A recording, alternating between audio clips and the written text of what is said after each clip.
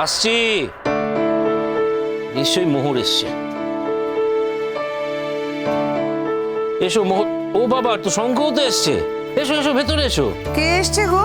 শঙ্ক আর মোহর এসছে, তাড়াতাড়ি এসো। শঙ্ক বসো, এসো। হ্যাঁ, এসো এসো এসো, বসো।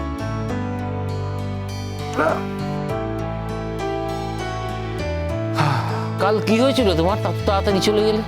না ওই শরীরটা খারাপ লাগছিল সেই জন্য। ও, তুমি এখন কেমন আছো? হ্যাঁ, এখন কেমন আছো? না মানে হ্যাঁ শরীর খারাপ করেছিল একটু। এখন আমি ঠিক আছি, একদম ঠিক আছে। I am very okay, fine. ঠিক আছে। বাবা একটা কথা, এই ড্রাইভ করে আসার সময় মোহর কিন্তু আমার একটা কথা বলছিল। ও বলছিল যে ওই জলপাইগুড়িতে দিদির বিয়ের পার্টিতে ও নাকি আবার ওই অ্যাক্টিং করবে। তাছাড়া আমার সে ব্যাপারে কোনো মতও নেই। তোমরা যেতে দিচ্ছ নাকি? দেখো, ওর দিদির বিয়ে, ওকে তো যেতেই হবে। এখানে আমরা যেতে দেওয়ার বা না দেওয়ার কে বলো? ওর দিদি তো ওকে ইনভাইট করবেই। না না, করুক ইনভাইট। ইনভাইট করতে কে মানা করেছে? এতকাল তো ওর দিদি এখানেই ছিল, ওকে হেল্প করেছে কোনোভাবে? কিভাবে ওখানে থেকেছে, কিভাবে থাকছে, খাচ্ছে, দিদির কোনো ধারণা আছে? এখনো পর্যন্ত মেয়েটার টিউশনি করে। আমার দিদির পক্ষে কোনো উপায় ছিল না। এই এখন ঈশানটা বলে দিয়েছে আমার আর অন্য কোথাও থাকা যাবে না, আমাকে ওখানেই থাকতে হবে। শোনো, এটা তো আমার মত নেই। হ্যাঁ,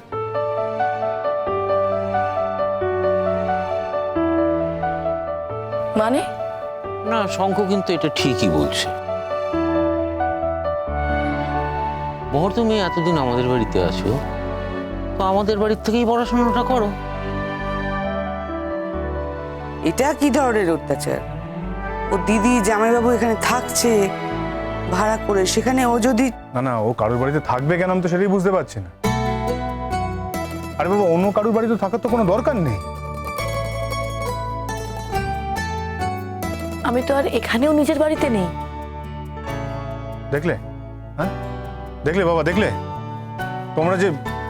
তোমরা যে এতকাল এত কিছু করলে ওর জন্য, তার প্রতিদানটা কি দিল দেখলে? যা সত্যি তাই বলেছি। বারে, আমি আমার দিদির বাড়িতে কি থাকতে পারবো না?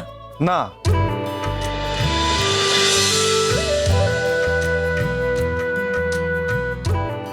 আমি চাই না তুমি তোমার দিদির বাড়িতে গিয়ে থাকো। ঠিক আছে, শঙ্খ যখন এত আপত্তি করছে তখন ছেড়ে দাও না, কি দরকার আছে? যদি যাবার ইচ্ছে হয় তখন যাবে, একদিন দুদিন গিয়ে নয় থেকেও আসবে, কিন্তু পার্মানেন্টলি ওখানে থাকাটা ভালো দেখায়। তাছাড়া ও দিদি এখন নতুন বিয়ে করেছে, ও দিদি জামাইবাবুর এখন নতুন সংসার, ওর মধ্যে ও ঢুকতে যাবে কেন? হাজার হোক জামাইবাবুও তো পরের ছেলে, জামাইবাবুর সংসারে গিয়ে ওরকম আশ্রিতের মধ্যে থাকতে যাবে কেন? কারেক্ট পয়েন্ট আছে। স্যার, আমি আশ্রিত হয়ে থাকতে যাব কেন? আমি এখন টিউশন করি, আমার এখন খাওয়া খরচ লাগে না। এবার দিদি যদি আমার খাওয়া খরচ না নিতে চায় তাহলে আমি কি করব? এখানেও তো আমি আমার খাওয়া খরচ দিতে পারি না। আসলে সেটা বলার কোনোদিনও সাহসই পাইনি আমি। এসব কি বলছো? কি আলোচনা করছো মোহর? দেখেছো দেখেছো কি ধরনের কথাবার্তা বলছে? আরে অদ্ভুত মেয়ে তো, কোথাকার সঙ্গে কোথাকার তুলনা করে নিচ্ছে। আশ্চর্য, আমি তো আমার দিদির কথা বলছি। শোনো, ওসব দিদি ফিদি জানি, যাবে না মানে যাবে না, আমি বলে দিয়েছি, দ্যাটস ফাইনাল।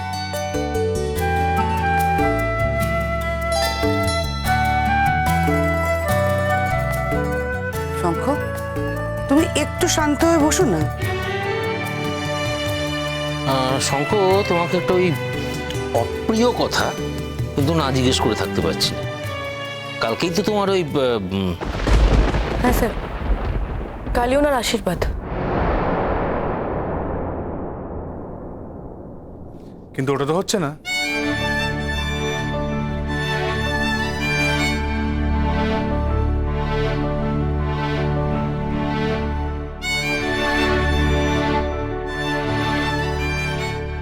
হচ্ছে না মানে?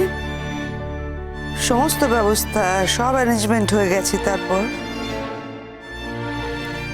আমি আমার বাবা মাকে ছাড়া এই ব্যাপারটা এগোতে চাই না। আমার জীবনে একটা শুভ দিনে আমি চাইবো যে আমার বাবা মা আমার সঙ্গে থাকবে।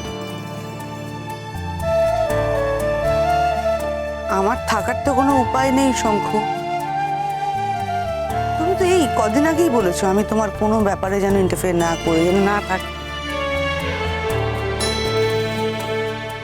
সেখানে আমার চাওয়া পাওয়ার কোনো প্রশ্নই ওঠে না। কদিন আগে কি বলেছে আমি জানি, তবে আজ যেটা বলছি ওটাই ফাইনাল।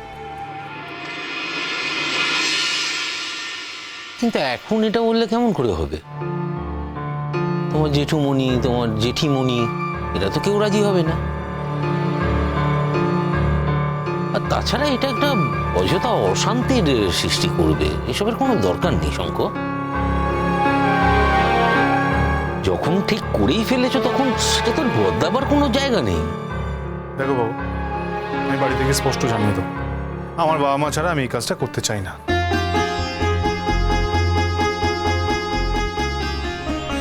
আশীর্বাদ তো আর আমাকে করছেন, আশীর্বাদ ওর বাড়ি থেকে ওকে করে আসছে। একজন সিনিয়র জুনিয়রকে যে কোনো সময় আশীর্বাদ করতে পারে, সেই জায়গা থেকে যে কোনো সময় ওকে আশীর্বাদ করবে, করুক আশীর্বাদ, কিছু করার নেই। তার সঙ্গে এই বিয়ের কোনো সম্পর্ক নেই।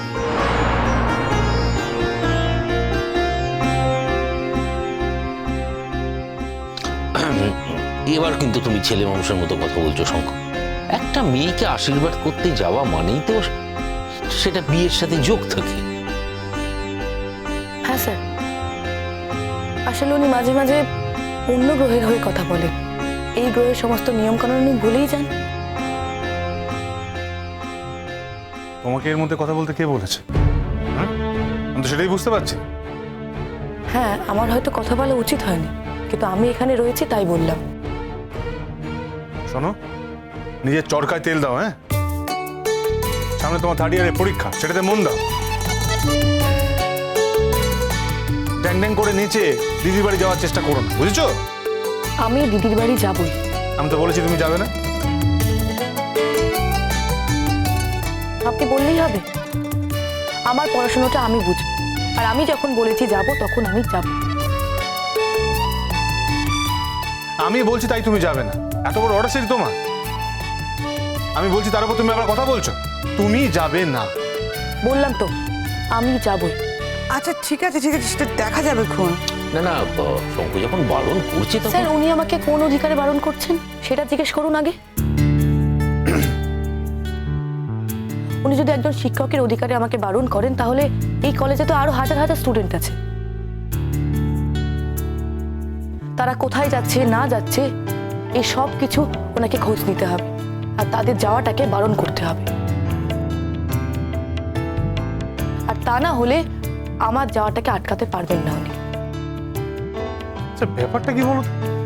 কি আছে ওখানে? ও এসিপি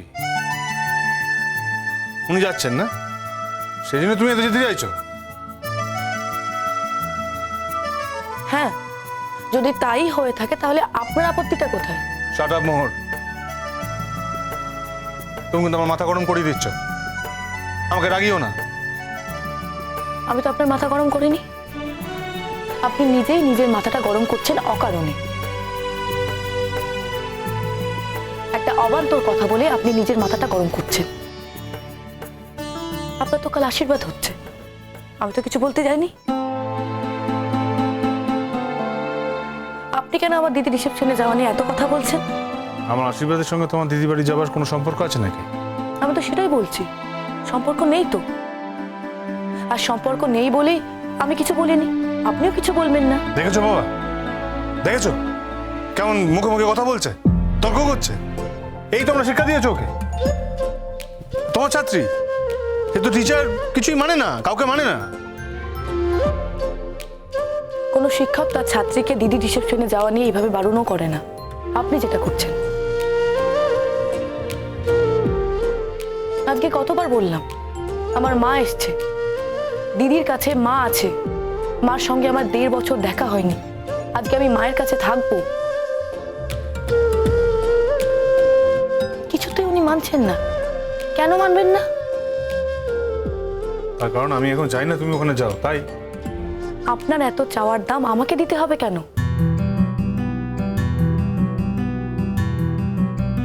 দেখো, শোনো, মেয়ের কথা শোনো। নতুন আলো একে ডাকে মোহ